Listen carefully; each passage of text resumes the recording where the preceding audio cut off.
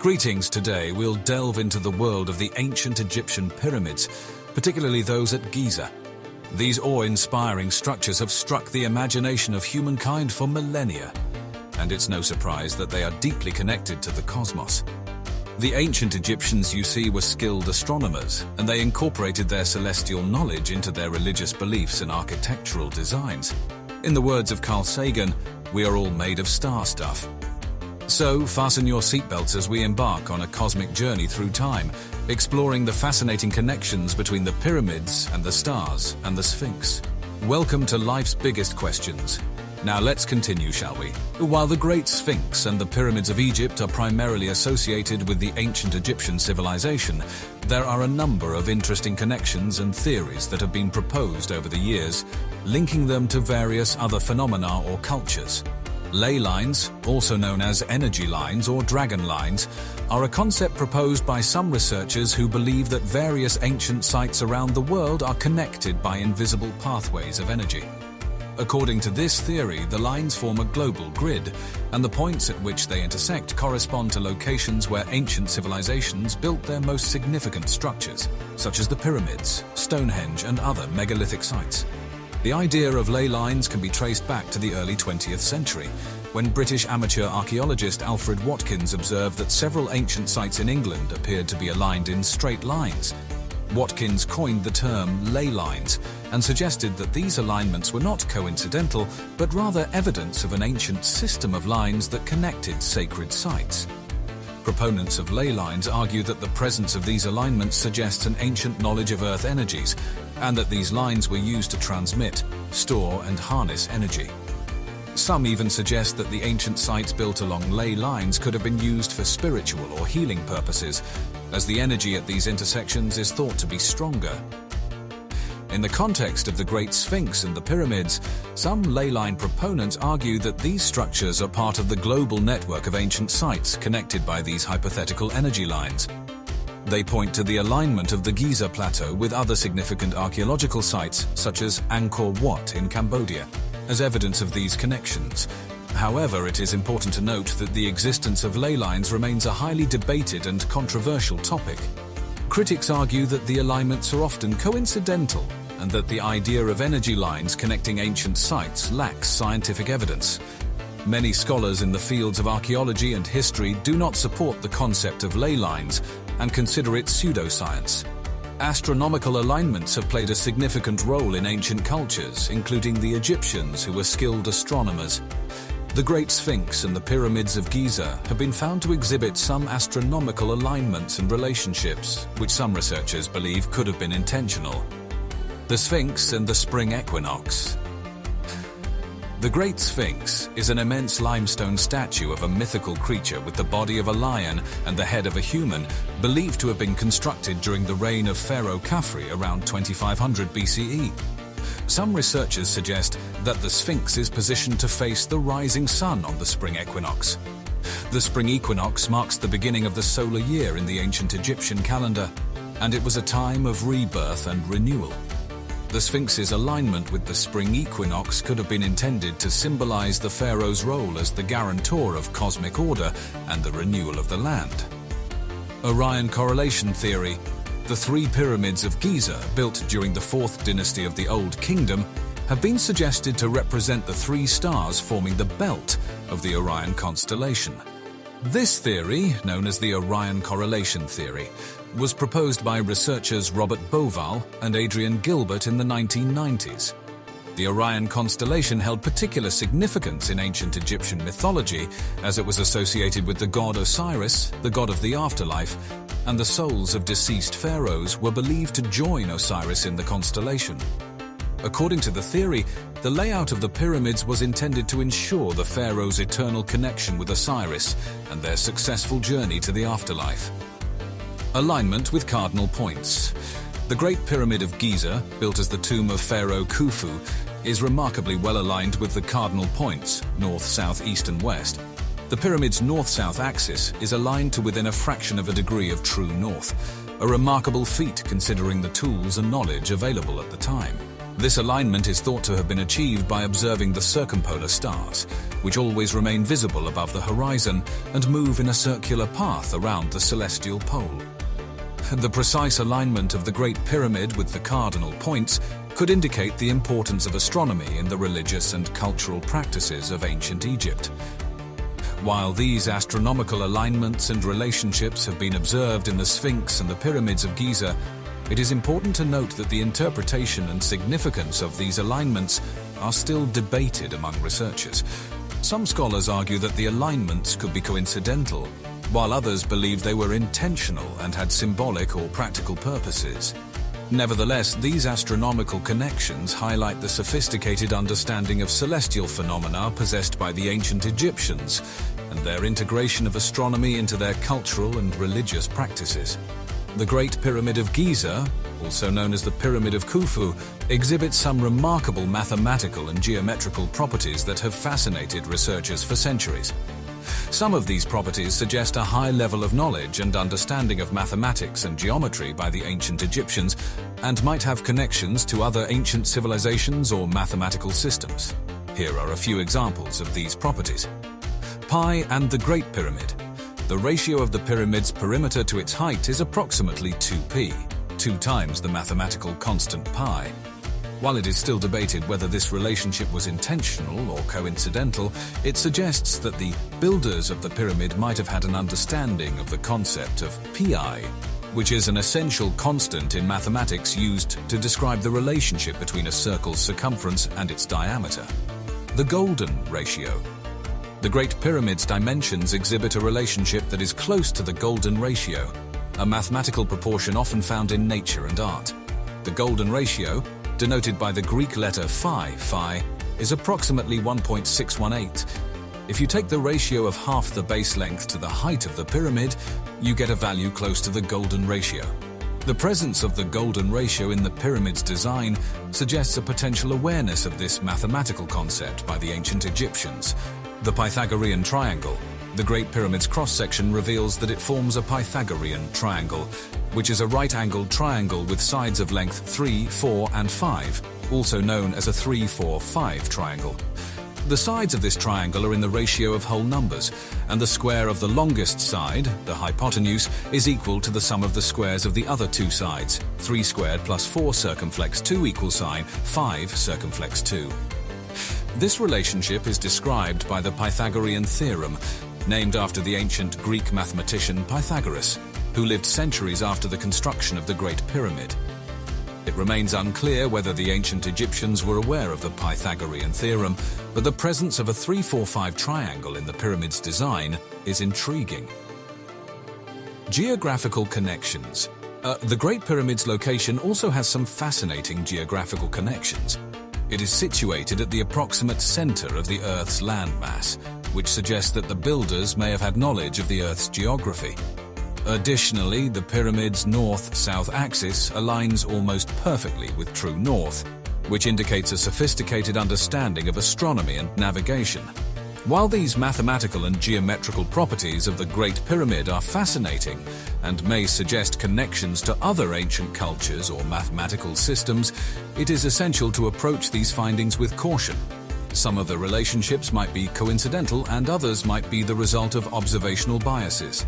Furthermore, there is still considerable debate among scholars about the true extent of the ancient Egyptians' knowledge of mathematics and geometry, and whether the pyramid's design was intentionally based on these principles. The pyramids, particularly those at Giza, have long been thought to have connections with the stars and constellations due to the ancient Egyptians' advanced knowledge of astronomy. The stars played an important role in their religious beliefs, and they used their understanding of celestial movements to develop their calendar system. Here are some connections between the pyramids and the stars. The Orion correlation theory, proposed by researchers Robert Bauval and Adrian Gilbert in the 1990s, suggests that the layout of the 3 main pyramids of Giza represents the 3 stars that form the belt of the Orion constellation.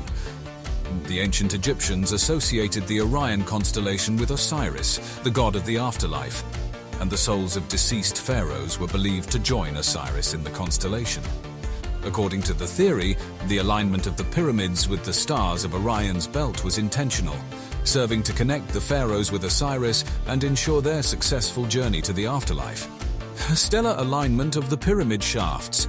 The Great Pyramid of Giza has 4 narrow shafts that extend from the king's and queen's chambers towards the exterior of the pyramid.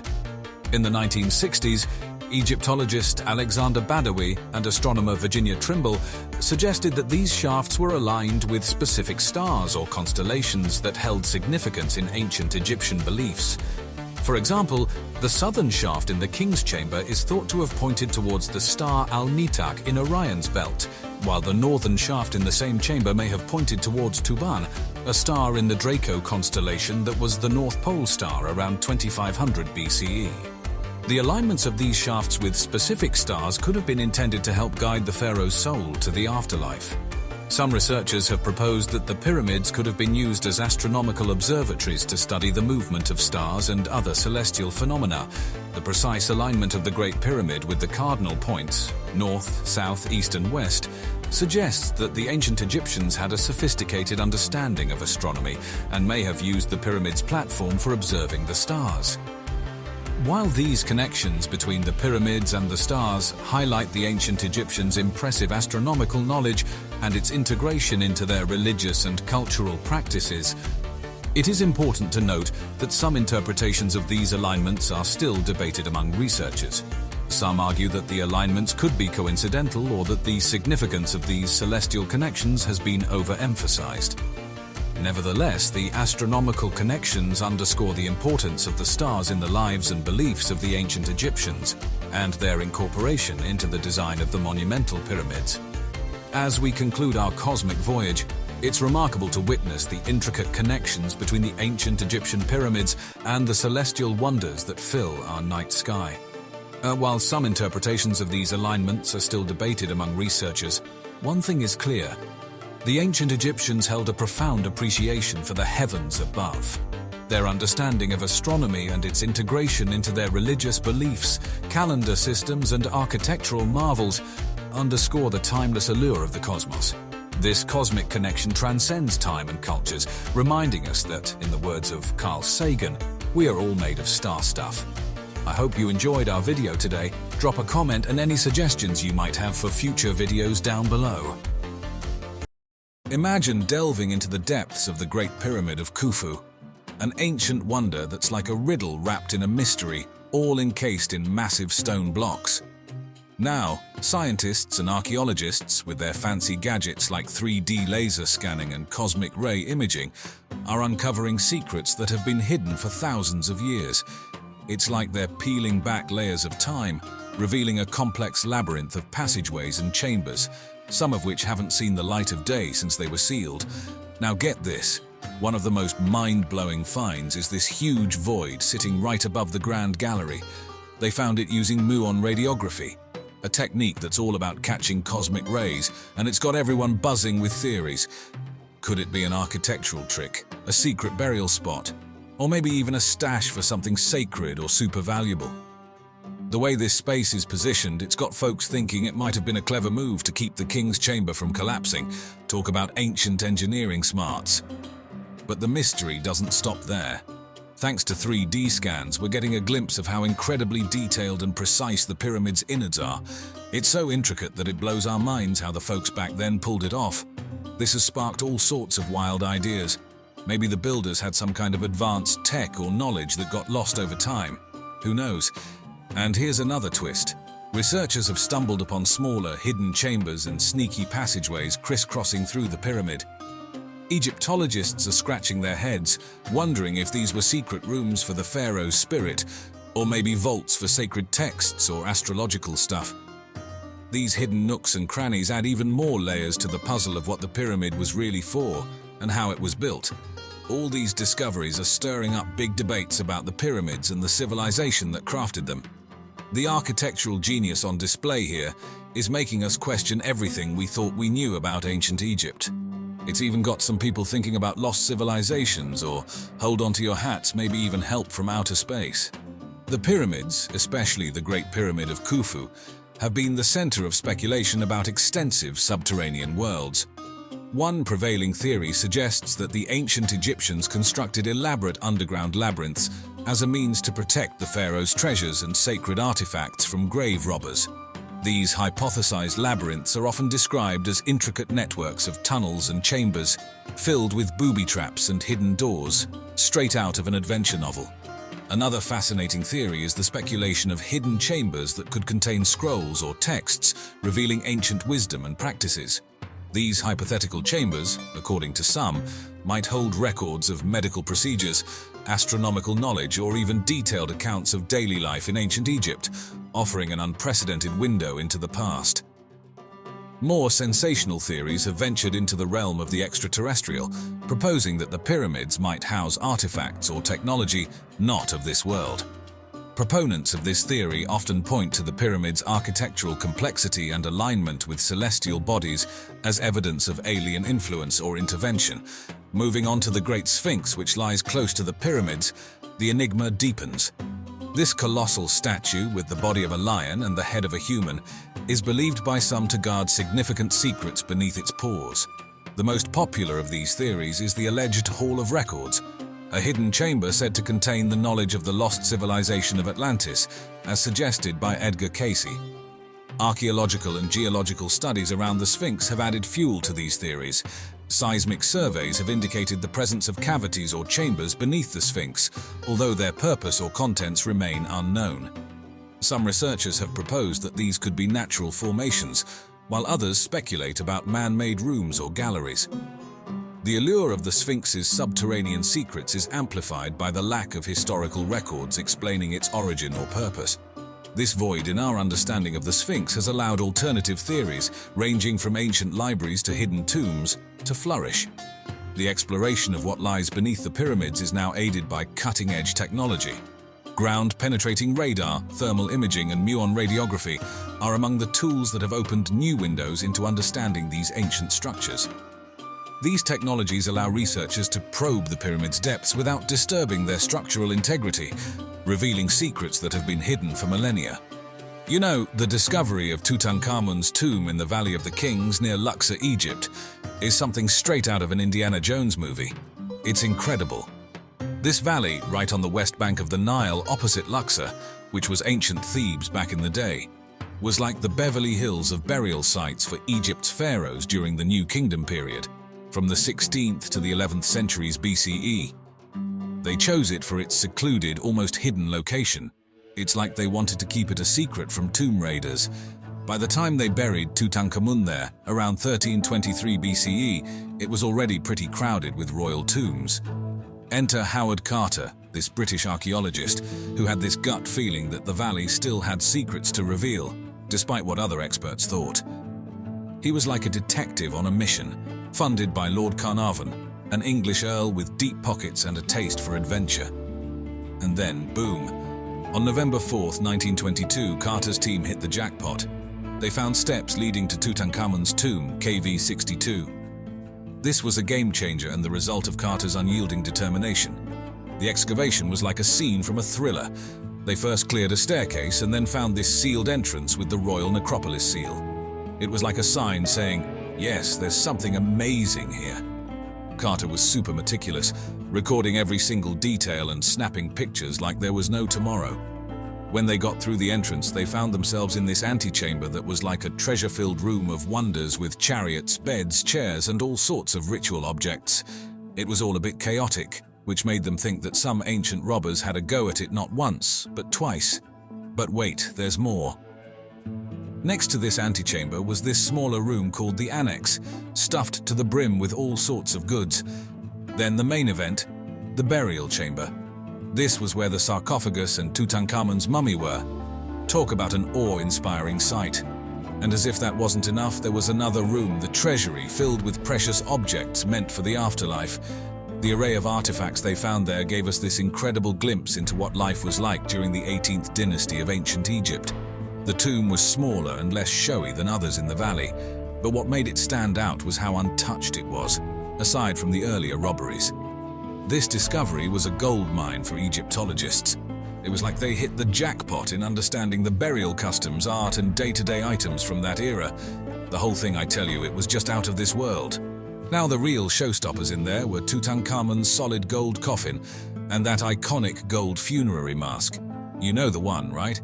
It's practically the face of ancient Egypt, decked out with lapis lazuli, quartz, and other colorful stones. Pure artistry. And let's not forget about the 6 chariots and those fancy thrones. They were like the Bentleys and thrones of their time, showing off the incredible craftsmanship and tech skills of the ancient Egyptians. But wait, there's more. The bling in that tomb would make any jewelry enthusiast green with envy. We're talking necklaces, bracelets, rings, amulets, all made from gold and precious stones. And then there were toys and games like the Senate board game, which give us a glimpse into the fun side of royal life back then. What's really mind-blowing is how intact everything was. Sure, some ancient tomb raiders tried to crash the party, but they didn't get far, and most of the treasure was left just as it was. The dry Egyptian climate and the sealed tomb did a fantastic job preserving everything, including organic stuff like wood, textiles, and leather. Now, the big guy himself, Tutankhamun, was resting in 3 coffins nested like Russian dolls. The innermost one, solid gold. Talk about resting in style.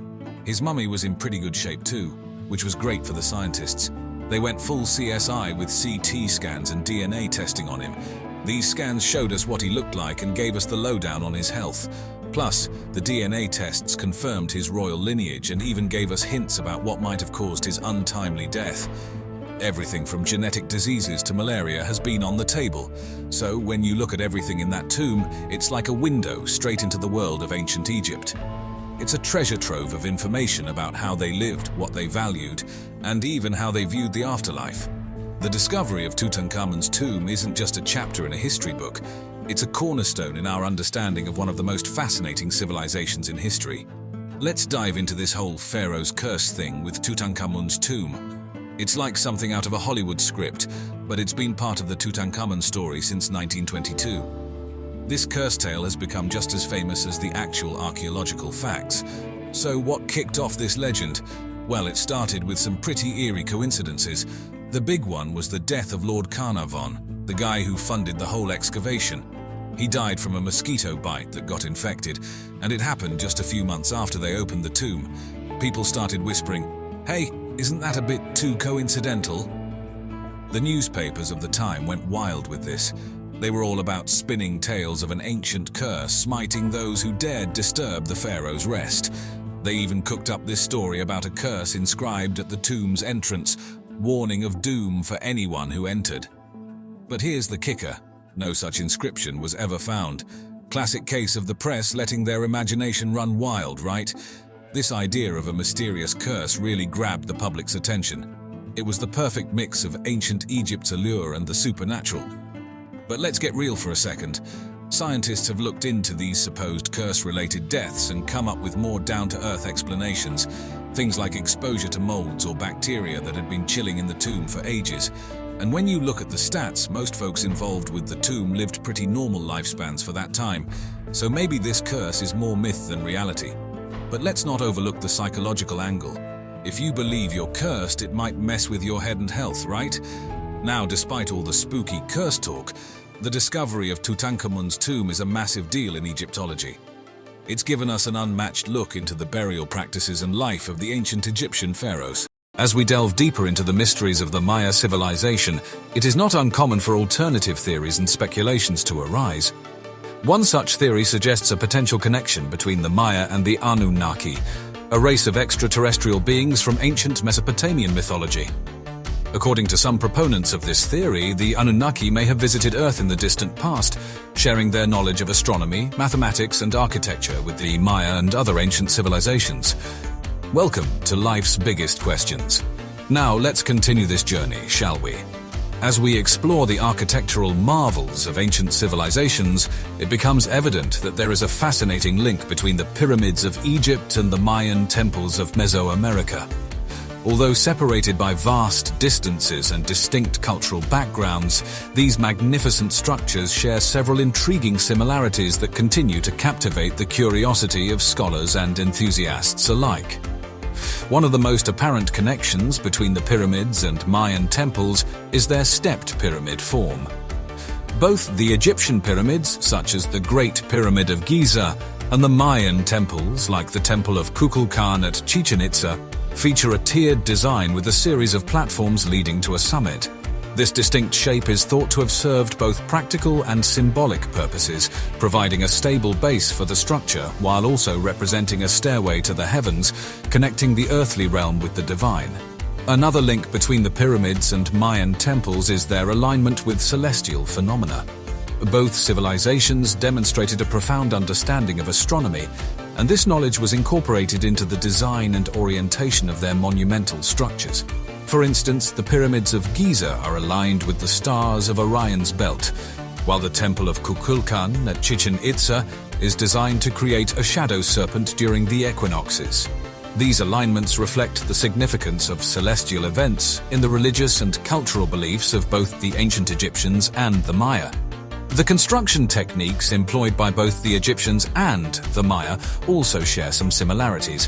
While the specific methods and materials used by each civilization were distinct, both cultures relied on locally available resources such as limestone to create their monumental structures. Additionally, both the Egyptians and the Maya developed ingenious methods for transporting and placing massive stone blocks, allowing them to create some of the most iconic architectural wonders of the ancient world. The Maya civilization's astronomical prowess extended well beyond the creation of the long count calendar. Their impressive understanding of celestial movements allowed them to track the cycles of the Moon, Venus, and other celestial bodies with exceptional accuracy. The Maya even developed sophisticated methods for predicting solar and lunar eclipses. Their complex calendar system, which included the long count calendar, the Tzolk'in, and the Hab, is indicative of the Maya's profound connection to the cosmos. These calendars, when interlinked, provided the Maya with a comprehensive method for tracking both sacred and secular time, and they were used to plan religious ceremonies, agricultural activities, and other essential aspects of Mayan life. While there is no concrete evidence to support this claim, the idea of ancient astronauts continues to captivate the imagination and fuel the search for further connections between the Maya and the cosmos. However, it is crucial to recognize that the Maya civilization's impressive achievements are the result of their own ingenuity and dedication to understanding the natural world around them. As we continue to explore the world of the Mayan pyramids, we are reminded of the remarkable capabilities of human civilizations and their unyielding pursuit of knowledge. The significance of the ball court in Mayan society cannot be understated. These architecturally impressive structures were often built at the heart of Mayan cities, serving not only as venues for the ritualistic ball games, but also as social and political centers where people would gather to witness the spectacle. The design of the ball court varied between cities, but most shared some common features. A typical ball court consisted of an elongated, parallel-walled playing field, flanked by sloping walls that allowed the ball to rebound back into the field. Stone rings, sometimes adorned with intricate carvings, were mounted high on the walls, presenting a challenging target for the players. The ball game played in these courts, known as pits, held deep religious and symbolic significance for the Maya. The game was believed to be a reenactment of the mythological battle between the hero twins and the lords of the underworld, as recounted in the Popol Vuh, a sacred text of the Maya. By participating in the game, the players were reenacting this cosmic struggle between the forces of life and death, ensuring the continued balance of the universe. The stakes of these games were incredibly high.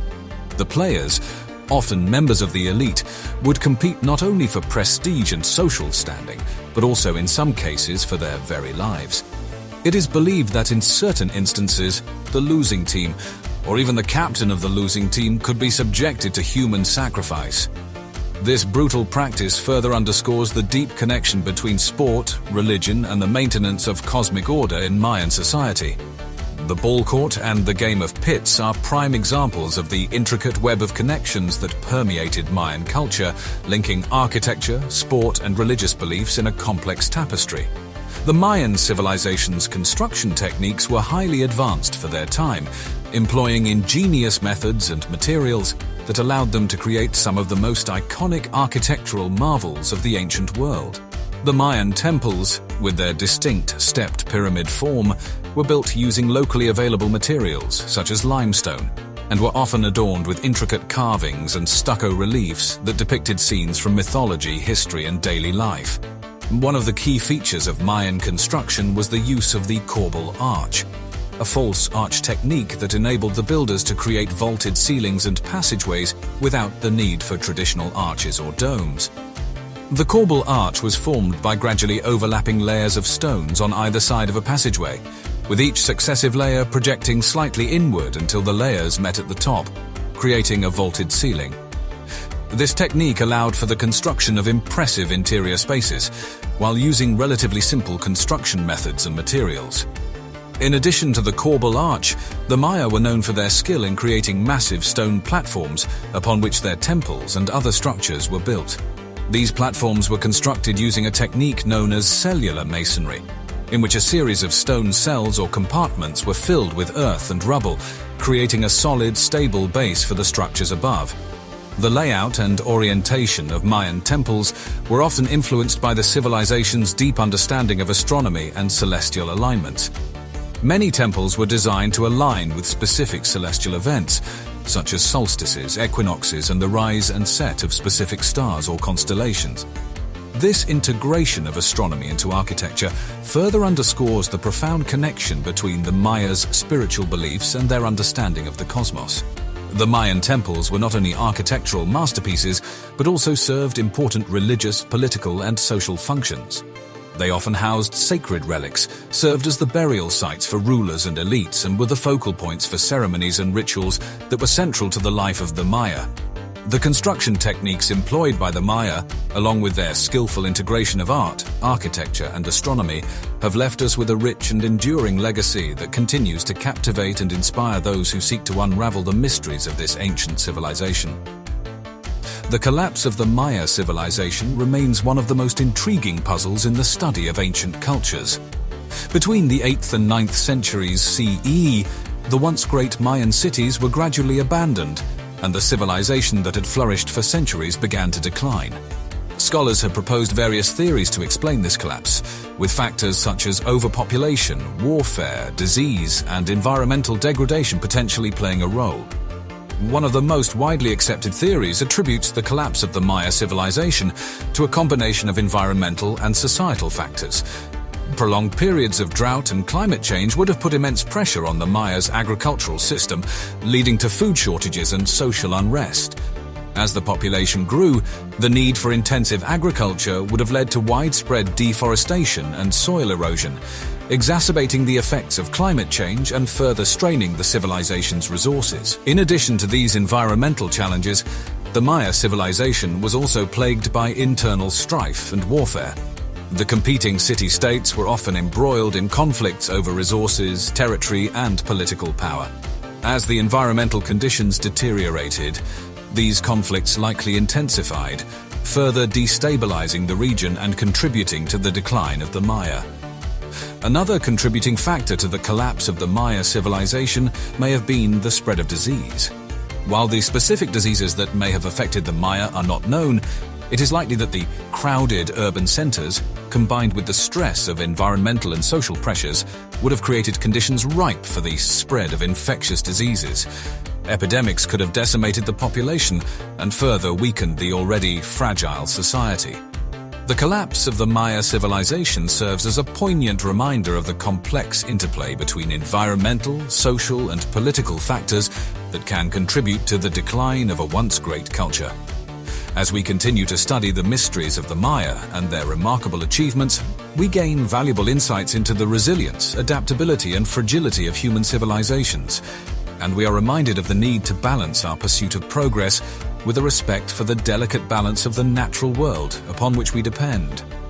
I hope you enjoyed our video today. Stay tuned for more exciting developments and let us know any comments and suggestions down below. When we peel back the layers of history, immersing ourselves in the world of ancient civilizations, we find a tapestry woven with complexity and contrast. On one hand, we see the dazzling achievements, the monumental architecture, and the advancements in art, science, and philosophy. Yet as we dig deeper, we uncover a darker side, filled with stories and secrets that challenge our perceptions and force us to look beyond the grandeur. Take ancient Egypt, a civilization that has captured imaginations for centuries with its pyramids, its pharaohs, and its intricate hieroglyphs. It's a culture that has been romanticized and mystified, often presented as a pinnacle of ancient achievement. But behind the colossal monuments and the tales of gods and kings, there lies a hidden narrative, a story of the everyday people whose blood and sweat fueled the empire's greatness. Archaeologists working in the shadows of the pyramids have unearthed the remains of the laborers who toiled under the harsh sun, chiseling and hauling the massive stones. The skeletons bear the marks of a life of grueling labor, spines compressed from carrying heavy loads, joints worn down to nubs, and signs of malnutrition. It's a stark reminder that the splendor of the pharaohs came at a human cost, a fact that the rulers of ancient Egypt would likely have preferred to keep in the shadows. Similarly, in the sprawling city of Rome, beneath the grand arches and the cobblestone streets, there lies a story of brutality and violence. The gladiators, often romanticized as heroic figures, were in fact slaves and prisoners, forced to fight to the death for the entertainment of the masses. The arenas were places of blood and carnage, where the value of human life was weighed against the roar of the crowd. The Roman elite, while basking in the glory of their empire, were also orchestrating a spectacle of cruelty, a dark aspect of their civilization that was both accepted and celebrated. And so, as we delve into the depths of history, uncovering the stories that have been buried and forgotten, we find a complex narrative, one that is both awe-inspiring and deeply unsettling. The ancient civilizations, with all their brilliance and innovation, also harbored a dark side, a side that serves as a potent reminder of the duality of human nature, the capacity for both greatness and cruelty. And as we navigate through the shadows of the past, we find ourselves faced with questions and reflections, pondering the true cost of progress and the stories that have been left untold. What other secrets lie hidden in the annals of history, waiting to be uncovered? As we continue on this journey of discovery, we must be prepared to face the darkness, embracing the full spectrum of our heritage with open eyes and a curious mind. Diving into the ancient land between two rivers, Mesopotamia, we find ourselves amidst civilizations that were pioneering in more than just writing and agriculture.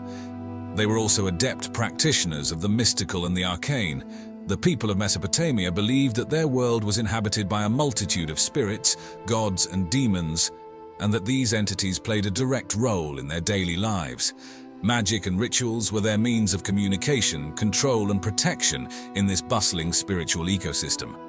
Inscriptions on cuneiform tablets reveal a rich tapestry of magical practices. The people of Mesopotamia were not just passive participants in the spiritual realm. They were active conjurers, summoning and commanding spirits and gods for their purposes.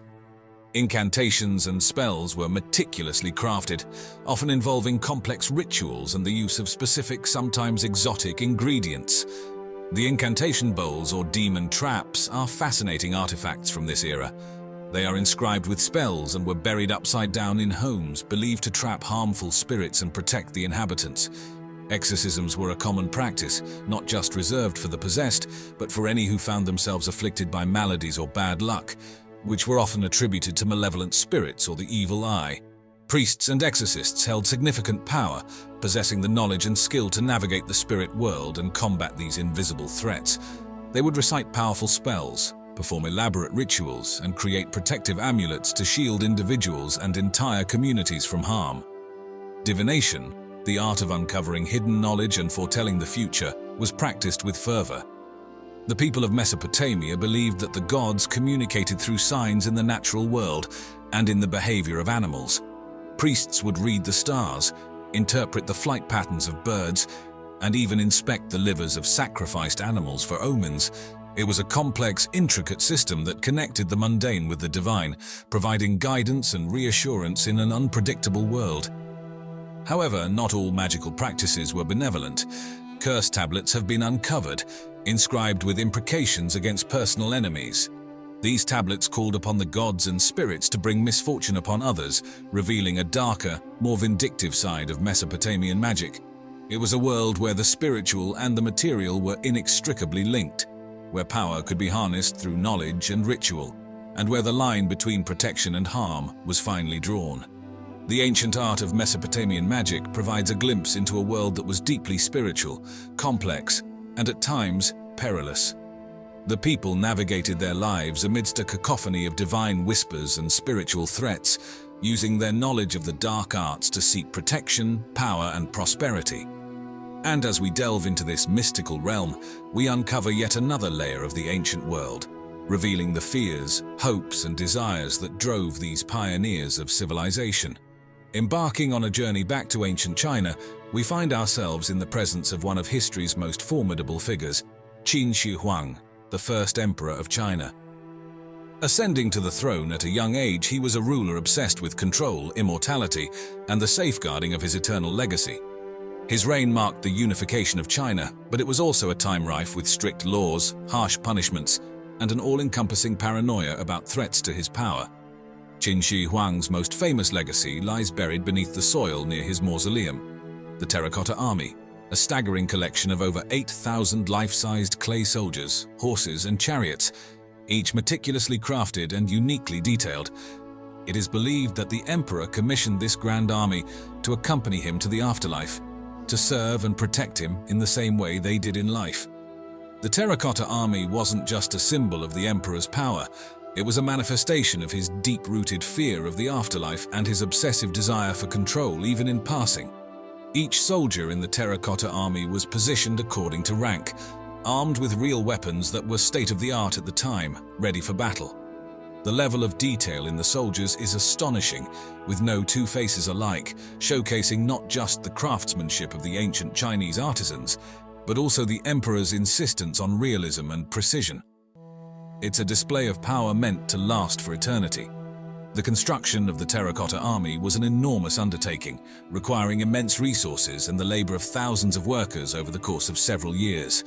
It's a testament to the emperor's ability to mobilize and command his empire's resources, but it also reflects his paranoia and his obsession with maintaining control, even beyond the grave. Qin Shi Huang was known for his relentless quest for immortality, consulting with alchemists and sorcerers, and even embarking on journeys in search of the elixir of life. His fear of death and obsession with the afterlife drove him to extraordinary lengths, shaping not just his reign, but also his legacy. The construction of the Terracotta Army was as much about protecting himself in the afterlife as it was about showcasing his imperial might. The Terracotta Army lay forgotten for over 2 millennia until its discovery in 1974 by local farmers, offering a glimpse into the mind of one of history's most enigmatic rulers. The first emperor's desire for control, his paranoia about threats to his power, and his obsession with immortality are all frozen in time, captured in the stoic faces and battle-ready stances of the thousands of clay soldiers that make up the Terracotta Army. It's a silent testimony to the lengths one man would go to secure his legacy and maintain his grip on power, transcending the boundaries of life and death. Delving deep into the historical tapestry, we uncover patterns of secrecy and hidden agendas that have woven themselves into the very fabric of ancient civilizations. The past, with its complex layers, holds more secrets than what meets the eye, and it provokes the question: what remains buried, shrouded in the sands of time, waiting to tell its story? There are countless examples of ancient sites and artifacts that have yet to reveal their true purposes or origins.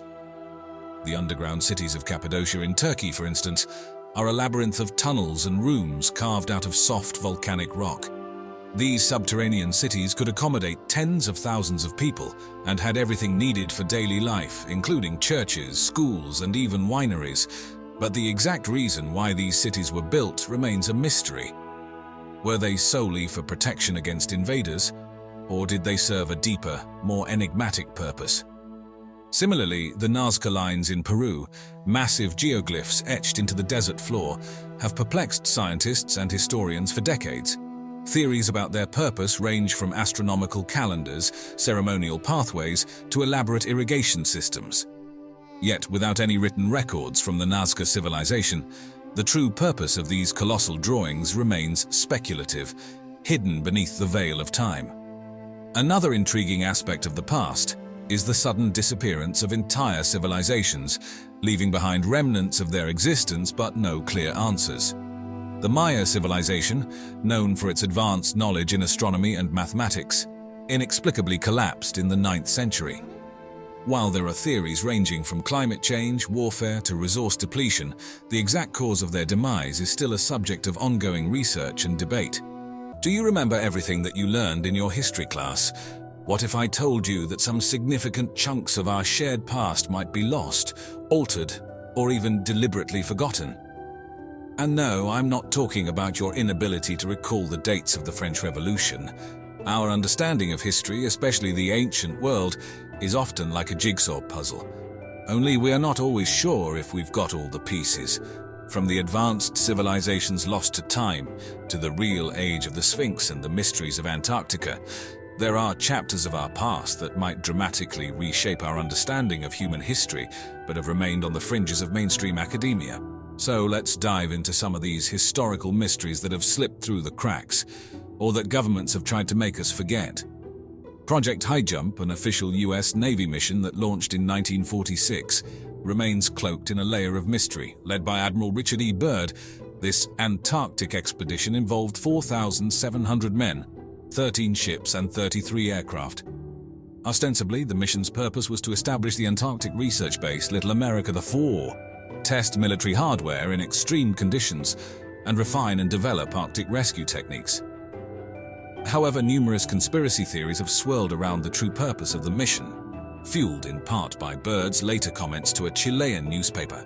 In an interview, he warned of enemy fighters that can fly from pole to pole with incredible speed, leading many to speculate about hidden German bases, advanced technologies, or even extraterrestrial involvement.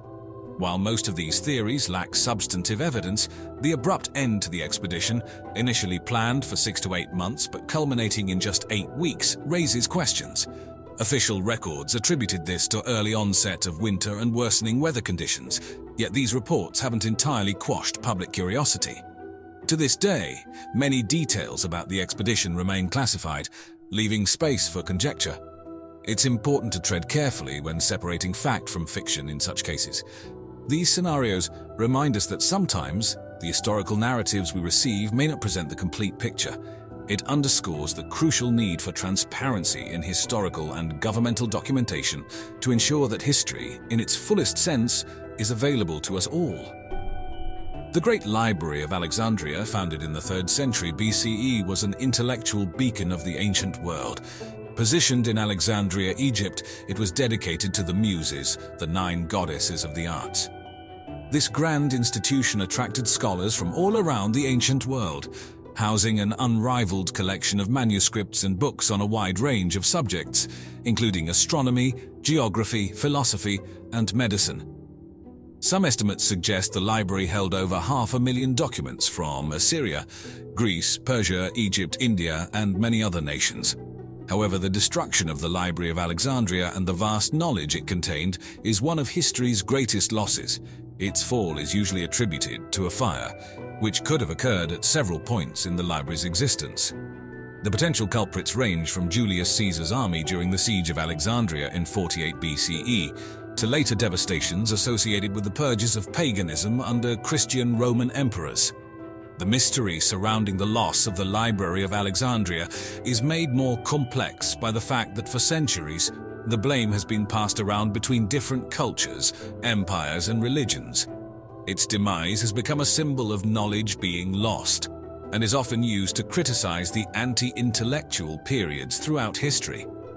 However, it is critical to remember that history is often written by the victors, who may have reasons to downplay or ignore their destructive acts. Despite its fall, the Library of Alexandria's intellectual legacy continues to impact our understanding of the ancient world.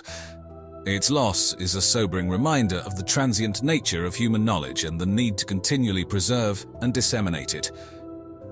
In the traditional narrative, Christopher Columbus is hailed as the discoverer of the Americas, arriving in 1492 on behalf of the Spanish crown. But that is an overly simplified and misleading narrative.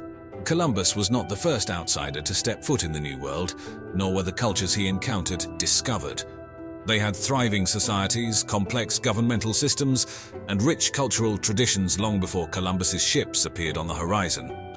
There's plenty of evidence to suggest that the Norse, led by Leif Erikson around the year 1000 CE, were the first known Europeans to establish settlements in North America, specifically in what we now know as Newfoundland, Canada.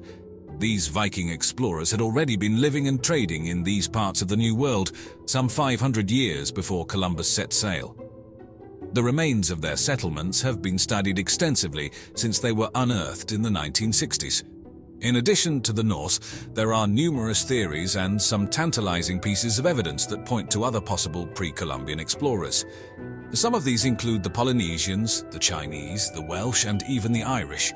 Each theory has its own array of circumstantial evidence, from peculiar inscriptions and artifacts to oral traditions and linguistic oddities. Even more significantly, the narrative that Columbus discovered the Americas glosses over the rich and diverse cultures that already existed there. The Aztecs, Mayans, Incas, and numerous North American tribes had civilizations that rivaled those in Europe, with their own scientific, mathematical, and cultural achievements. Acknowledging these facts challenges the traditional Eurocentric view of history, and it's often a narrative that is uncomfortable to confront. There is an inclination to present history in a way that reinforces the dominant cultural paradigm, and anything that contradicts this is often overlooked or downplayed. However, understanding these truths is crucial to appreciate the breadth and diversity of human history in all its complexity. Ancient advanced civilizations such as the Sumerians, Egyptians, Indus Valley inhabitants, and the people of ancient China have long been sources of fascination and intrigue. Some of their knowledge and practices display a sophistication and understanding of the world that seem years ahead of their time. However, mainstream academia often prefers to maintain a linear narrative of human progress that doesn't always fit with these realities. Take the example of the Sumerians. They were an early civilization emerging in the Mesopotamian region around 4500 BCE. The Sumerians are credited with the invention of writing, the wheel, and sophisticated systems of agriculture, law, and religion. But there's more. They also had detailed knowledge of the solar system, including the existence of planets not visible to the naked eye, facts that they presumably had no means of knowing. Similarly, the construction techniques and astronomical alignments of the Egyptian pyramids and other ancient structures, such as Stonehenge, have baffled researchers for centuries. Despite a lack of access to modern technology, these structures were created with a precision that rivals modern construction techniques. This suggests that our ancient ancestors were more advanced than traditionally believed. Then we have the civilization of the Indus Valley, where people enjoyed city planning and sanitary systems that are surprisingly similar to our own. The cities of Mohenjo-Daro and Harappa had complex sewer systems and grid-like city layouts, showing a level of urban planning and understanding of hygiene that was unique for its time. Our history, as told by conventional narratives, often omits or glosses over these feats of ancient ingenuity. This doesn't necessarily imply a conspiracy, but rather a tendency to fit history into a familiar, comfortable narrative. Re-examining these narratives pushes us to recognize that our ancestors were capable of incredible achievements and to understand that the path of human progress isn't always a straight line. The Sphinx is one of the most iconic monuments of ancient Egypt, its colossal body of a lion and the head of a man gazing out across the Giza plateau. Traditionally, it is thought to have been built by the pharaoh Khafre around 2500 BCE. However, this dating is based largely on circumstantial evidence, and a growing body of research suggests that the Sphinx might be significantly older, potentially pushing back the timeline of advanced human civilization. One of the main proponents of this theory is Dr. Robert Schoch, a geologist and associate professor of natural sciences at the Boston University. After years of studying the Sphinx and its surrounding enclosure, Dr. Schoch concluded that the weathering patterns on the Sphinx are not caused by wind and sand, as traditionally believed, but by long-term rainfall erosion. This would suggest that the Sphinx was built during a period of greater rainfall which last occurred in Egypt around 5000 to 7000 BCE during the Neolithic subpluvial or the African humid period. Further, the astronomical alignment of the Sphinx with the constellation of Leo around 10,500 BCE has led other researchers such as Graham Hancock and Robert Bauval to propose a similar date. They argue that the Sphinx was part of a grand celestial blueprint designed by an advanced civilization, a narrative that challenges the conventional understanding of human history. There's also the legend of the Hall of Records proposed by the American clairvoyant Edgar Cayce, who claimed that survivors of the lost city of Atlantis buried their knowledge in a library under the Sphinx. While this might be a touch too speculative, it nevertheless underscores the mystery surrounding the true age of the Sphinx. Challenging the traditional narrative of the age and purpose of the Sphinx could potentially rewrite human history. It implies that there existed civilizations with advanced technical and scientific capabilities much earlier than previously thought. Yet it's a topic often avoided in mainstream academia, which can be resistant to radically new ideas that unsettle established narratives. The mystery of the Sphinx serves as a stark reminder of how much of our past might still be hidden, waiting for us to piece together the puzzle of human history. The Indus Valley Civilization, which flourished around 2500 BCE in what is now Pakistan and India, was one of the world's earliest urban civilizations, noted for its cities built of brick, roadside drainage systems, and multi-storied houses. The people of the Indus Valley showed advanced city planning and engaged in efficient agricultural practices. But around 1700 BCE, this advanced civilization started to decline, and by 1300 BCE, it had vanished completely. Its script remains undeciphered, leaving us with little understanding of its social structures and ways of life. So what caused the disappearance of the Indus Valley civilization? Some historians suggest a change in weather patterns, with prolonged droughts leading to crop failures. Others propose a catastrophic flood or an invasion by Indo-Aryans as probable causes, but without hard evidence, these are mere speculations. Interestingly, modern governments have shown an oddly lukewarm interest in delving deeper into this mystery. Some suggest this could be due to the potential implications that further archaeological findings might have on current religious and social structures. This theory, while intriguing, only adds to the mystery. What secrets does the ancient Indus Valley civilization hold that might disrupt our understanding of history? As we continue to unravel the mysteries of our past, the truth of this civilization lost to time may yet come to light. I want to talk about Antarctica. They are clearly protecting or preserving something that may or may not be under 3 miles of ice. There's undoubtedly a time when Antarctica was lush and green. The question is, was it lush and green during the lifetime of the human species? Yes. And this is where it gets tricky. Imagine embarking on an expedition to the frozen, remote expanses of Antarctica, only to uncover secrets of a lost civilization that might have thrived there in ancient times. This fascinating theory suggests that parts of a sophisticated ancient civilization could have existed on what is now the icy continent of Antarctica. This idea is tied to the hypothesis of Earth crust displacement, whereby from time to time, the entire outer crust of the Earth, like the skin of an orange, might shift, leaving the core of the Earth in place. indicating that Antarctica wasn't always positioned at the South Pole, but might have enjoyed a more temperate climate long ago, making it hospitable for human life. However, this theory is not without its controversies. Does it happen at all is the first question. I mean, of all the theories I've looked at and supported, this is the one that I've come in for the most criticism for. The concept of such dramatic geographical shifts is viewed by the scientific community as highly speculative and lacking in solid geological evidence. The current understanding of plate tectonics does not support the possibility of the Earth's crust moving so drastically and quickly to reposition an entire continent from a temperate zone to the South Pole. But the theory delves deeper than just geography. It explores global myths, legends, and religious texts, interpreting them as potential clues to the existence of this ancient civilization. Tales of great floods and cataclysms found in these stories are not seen as mere fiction, but as allegorical records of real events that led to the downfall of this advanced society. The most important issue to me is the issue of a global cataclysm at the end of the Ice Age. It is hypothesized that a major disaster, such as a flood or comet impact, could have been the cause of this civilization's disappearance from historical records, with survivors possibly dispersing around the globe and spreading their advanced knowledge to other emerging cultures. Of course, the most important are the flooded continental shelves. Sea level rose 400 feet at the end of the last ice age. Let's be clear, this was a rise that was extended over a period of 11 or 12,000 years. It did not rise 400 feet overnight. This leads to another intriguing aspect of the theory, the influence of this lost civilization on later societies. It is believed that the remnants of this ancient society played a significant role in shaping the development of well-known ancient cultures, such as the Egyptians and Sumerians.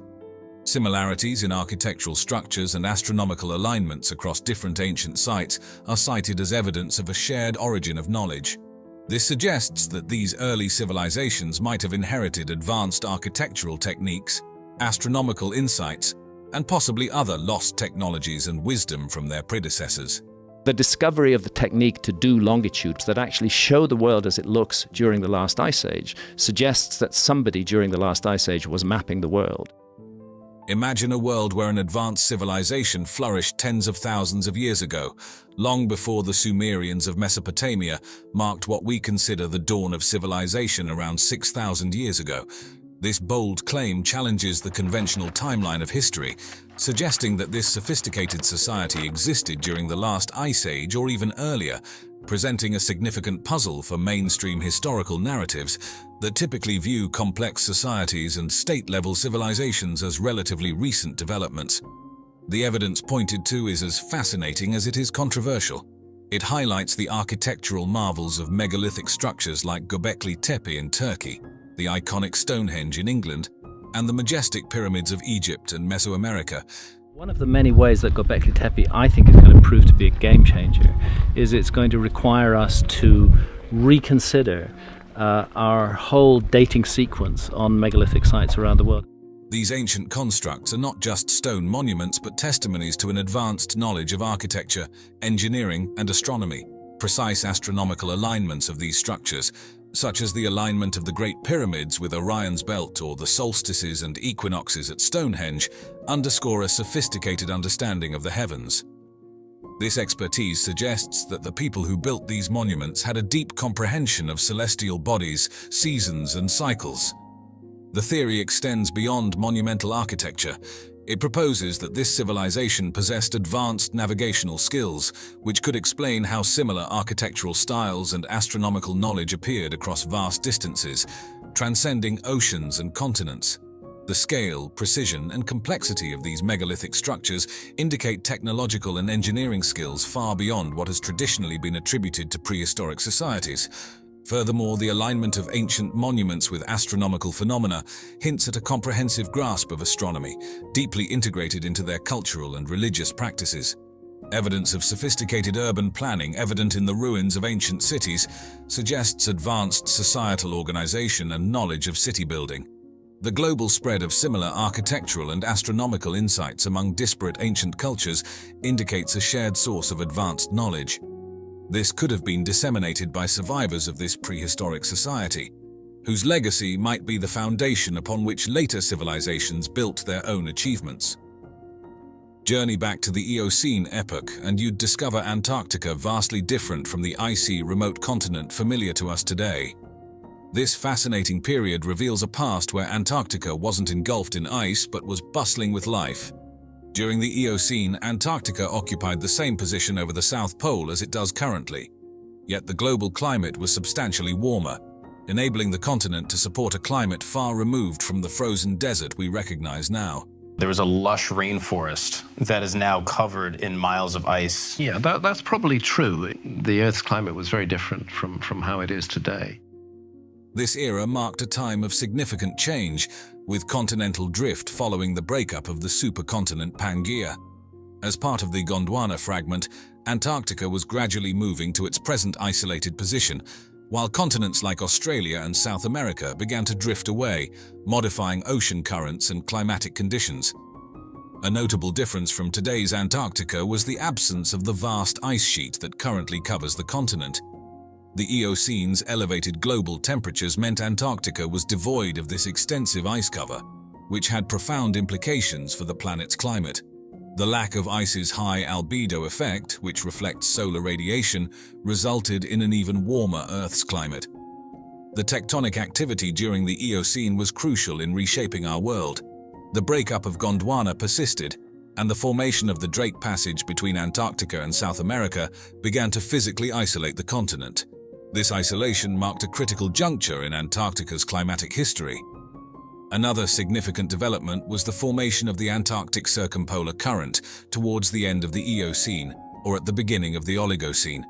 As the world's largest ocean current encircling Antarctica, the ACC played a vital role in the thermal isolation of the continent. By circulating cold water, it established a climatic barrier that kept warmer waters at bay, leading to the cooling and eventual glaciation of Antarctica. Fossil evidence breathes life into the Eocene Antarctica, with forests of beeches, conifers and ferns indicating a much warmer and more humid climate than today's icy conditions. These fossils, including those of plants and pollen, demonstrate that the continent once supported a diverse range of flora and fauna. Sea levels during the Eocene were significantly higher due to the absence of large ice caps and the warmer global temperatures. This resulted in different coastal configurations, with areas now above water being submerged at that time. The elevated sea levels and warmer temperatures fostered a rich and diverse marine ecosystem, distinct from the current Antarctic marine life. Thus, when we contemplate Antarctica today, it's essential to remember that this icy continent once experienced a vastly different past, one that was warmer, brimming with life, and played a pivotal role in Earth's geological and climatic history. The Eocene epoch, a captivating chapter in Earth's history characterized by dramatic climatic shifts and significant transformations in life on our planet. This period, stretching from about 56 to 34 million years ago, is nestled within the Paleogene period of the Cenozoic era, famously known as the Age of Mammals. This era marked the flourishing of mammals, taking the stage after the dinosaurs exited at the end of the Cretaceous period. The Eocene sits between the Paleocene and the Oligocene epochs, with each phase documenting crucial geological, climatic, and biological shifts. Tectonic plates were on the move towards their current positions, influencing the oceans and sculpting the climate in profound ways. A notable event of this epoch was the Paleocene-Eocene thermal maximum, which occurred around 56 million years ago. Imagine Earth undergoing a sudden temperature surge, with temperatures increasing by 5 to 8 degrees Celsius in just a few thousand years, likely due to a massive release of methane from oceanic methane clathrates. This event significantly impacted ecosystems, leading to the extinction of some species while triggering rapid evolution and diversification in others, especially among mammals. During the Eocene, the atmosphere was laden with CO2, with levels ranging between 1,000 to 2,000 parts per million, far exceeding the pre-industrial levels of about 280 ppm. High CO2 levels, driven by volcanic activity, the combustion of organic matter, and the declining efficiency of carbon sinks, enveloped the Earth in a greenhouse climate. This led to rising temperatures, altering weather patterns and ocean currents, and crafting a world vastly different from our own. The Eocene's warmer conditions had significant effects on marine life. Temperature changes affected marine currents, altering species distribution and fostering the development of new ecosystems. It was a period of change, new beginnings, and dramatic shifts that laid the groundwork for the planet's future. The Eocene epoch, with its stories of warming, shifting, and evolving, serves as a reminder of the dynamic and ever-changing nature of Earth. The Great Pyramid, mostly that's the one that's been studied. We actually haven't done a whole lot of studying on the other pyramids. It's something that's severely lacking. In fact, we've not even cleared off the bases of some of the other pyramids up at Giza. It's crazy. So you can understand why people start to question the historical narrative. The reality of them is probably stranger and more interesting than anything people can think up in terms of fiction. For centuries, we've believed that the ancient Egyptians were the masterminds behind this architectural marvel. But what if they weren't? What if instead, they simply moved into these colossal structures? Join us as we explore groundbreaking theories, unravel new discoveries, and challenge everything we thought we knew about one of the 7 wonders of the ancient world. I'm willing to accept that the Great Pyramid was largely completed by the ancient Egyptians. The Great Pyramid of Giza, built during the 4th dynasty of Egypt for Pharaoh Khufu around 2580 to 2560 BC, has long captured the imagination of people worldwide.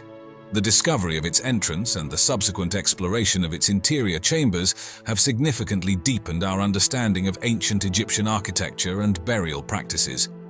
For centuries, the entrance to this monumental structure was a mystery. Originally, the pyramid was encased in smooth Tura limestone, which concealed any openings. By the time explorers began their quest, most of this casing had been stripped away, revealing the underlying structure. The Great Pyramid was sealed. It was a sealed monument. The first recorded discovery of the entrance dates back to 820 AD when the Caliph al-Mamun ordered an expedition to uncover the pyramid's secrets. The Caliph al-Mamun, who was running Egypt at the time, wanted to get inside the Great Pyramid. His workers supposedly found the hidden entrance after hearing a stone fall within the pyramid. They located the entrance about 17 meters above the ground on the northern face, slightly to the east of the central axis. This discovery led them to a descending passageway. From the entrance, the descending passageway measures about 1.2 meters high and 3.5 wide, sloping downwards at an angle of approximately 26 degrees. Is there not a hidden chamber as well? In fact, there is a whole underworld at Giza. This is beginning to be recognized. This passage extends for about 105 meters into the pyramid, eventually reaching the subterranean chamber, also known as the pit. This chamber lies beneath the pyramid, carved into the bedrock, and is unfinished, roughly hewn, and not fully smoothed out like other parts of the pyramid. Measuring approximately 27 by 14 meters and about 8.6 meters high at its highest point, the chamber's purpose remains unclear. We actually don't know what these chambers were for. No burial of any pharaoh was ever found inside the Great Pyramid. Some theories suggest it was an early attempt at a burial chamber or simply an unfinished part of the construction. Halfway along the descending passageway, an ascending passageway branches off upwards. Similar in dimensions to the descending passageway, it extends for about 39 meters before reaching the Grand Gallery. The entrance to the ascending passageway was originally concealed by a stone block, adding an extra level of security. The Grand Gallery is one of the pyramid's most impressive features. It is a steeply inclined corridor, measuring about 46.6 meters in length, 8.6 meters in height, and 2.1 meters in width at the base, narrowing slightly towards the top. The walls of the Grand Gallery are lined with precisely cut stones, and the ceiling consists of corbelled stone blocks, creating a vaulted appearance. The floor has a series of slots, possibly for the placement of beams or to aid in the transportation of heavy objects. Approximately halfway along the Grand Gallery, a horizontal passageway leads to the so-called Queen's Chamber. This chamber is smaller than the King's Chamber, measuring about 5 3/4 meters by 5 1/4 meters, with a height of 6 1/4 meters. The walls are smooth and the ceiling is pointed, forming a gabled roof. The exact purpose of the Queen's Chamber is still debated. It might have been intended as a secondary burial chamber or a symbolic chamber for the pharaoh's spirit. Continuing up the Grand Gallery, a horizontal passage leads to the King's Chamber, the most important room in the pyramid. The King's Chamber is rectangular, measuring about 1.5 by 5.2 meters, and has a flat roof composed of massive granite beams. The chamber's walls are also lined with granite, and the floor consists of large granite blocks. Inside the King's Chamber is a large granite sarcophagus, believed to have held Khufu's body. The sarcophagus is too large to have been brought in through the existing passages, indicating it was placed during the construction of the pyramid. Above the King's Chamber are 5 relieving chambers, designed to distribute the weight of the pyramid and prevent the roof of the King's Chamber from collapsing. These chambers are separated by large horizontal slabs of granite, each layer relieving some of the weight above. In recent times, advanced technologies like ground-penetrating radar and Moon tomography have been employed to explore the pyramid further. These methods have led to the discovery of previously unknown voids and chambers, such as the Scan Pyramid's Big Void, a large empty space above the Grand Gallery discovered in 2017. The purpose of this void remains a mystery and continues to be a topic of ongoing research and speculation. The area surrounding the Great Pyramid of Giza, also known as Khufu's Pyramid, has been a treasure trove of archaeological discoveries. I think there's a lot more remains to be discovered under the Giza Plateau. Yeah. These finds offer remarkable insights into ancient Egyptian civilization, their burial practices, religious beliefs, and daily life. One of the most intriguing discoveries is the solar boat pits, unearthed in 1954 by Egyptian archaeologist Kamal El-Malakh. These pits contain 2 intact boats buried near the Great Pyramid, positioned on the southern side. Known as solar barks, these boats were believed to serve a dual purpose. They were intended for Khufu's journey with the sun god Ra across the sky during the day and through the underworld at night. Another theory suggests they might have been used in the funerary procession of the pharaoh. The boats are made of Lebanese cedar wood, meticulously assembled without nails. The larger boat measures about 43.6 meters in length and features a sophisticated design with a cabin, oars, and rope bindings, using a technique known as mortise and tenon. The first boat was painstakingly reconstructed over 14 years by Egyptian conservator Ahmed Youssef Mustafa and is now displayed in the Khufu Boat Museum beside the Great Pyramid. The second boat remains in situ, awaiting advanced preservation techniques. In the early 1990s, Egyptian archaeologist Zahi Hawass and his team made a groundbreaking discovery southeast of the Great Pyramid, the tombs of the workers who built the pyramids. The tombs provided evidence that the builders were paid laborers who worked in 3-month rotating shifts, reflecting the societal structure and economy of the Old Kingdom. The tombs contained skeletal remains showing signs of healed injuries, indicating that workers had access to medical care. Pottery shards, tools, and remnants of food supplies such as bread and beer were also found, shedding light on their diet and daily life. The presence of beef and fish bones suggests that the workers received good nutrition. The tombs were simple, yet carefully constructed from mud brick and limestone, indicating a level of respect for the workers. Some tombs had hieroglyphic inscriptions and modest grave goods, signifying the workers' social status and the reverence afforded to them. Another significant discovery was made in 1925 by American archaeologist George Reisner when he uncovered the mastaba of Queen Hetepheres I, the mother of Khufu, in the Giza necropolis. Located to the northeast of the Great Pyramid, the tomb was initially hidden under debris. The tomb contained a large cache of funerary equipment, including a golden throne, a gilded bed with a canopy, chairs, a palanquin, and various personal items such as jewelry and cosmetic boxes. The craftsmanship of these items highlights the luxurious lifestyle of the royal family and the high level of artisanship of the period. Interestingly, Hetepheres' body was never found, leading to theories that her mummy might have been relocated or never placed in the tomb. Some suggest the burial equipment might have been prepared in anticipation of her death, but used for another purpose. The remains of Khufu's pyramid temple have been uncovered through various excavations conducted over the years, with significant contributions from archaeologists such as Mark Lehner and Zahi Hawass. The pyramid temple was a site for offerings and rituals to honor the deceased pharaoh Khufu. It played a central role in the funerary cult, where daily rituals and ceremonies ensured the pharaoh's immortality. The temple's remains include large limestone blocks, column bases, and fragments of statues and altars. The temple layout typically featured a courtyard, a hypostyle hall, and sanctuaries. The temple was connected to the pyramid by a causeway, which was used for processional purposes. Various small artifacts, including inscribed blocks, offering tables, and fragments of statues have been found. These artifacts shed light on the religious practices of the time, the artistic styles, and the materials used. Notably, fragments of a life-size statue of Khufu have been uncovered, providing insights into the pharaoh's appearance and royal iconography. The tomb of Khentkaus-Thretuat, discovered by archaeologists in the early 20th century, is also referred to as the Fourth Pyramid due to its unique design. Located to the southeast of the Great Pyramid within the Giza necropolis, the tomb features a unique design that combines elements of both a pyramid and a mastaba. It includes a stepped pyramid base with a superstructure that might have been intended as a pyramid but was left unfinished.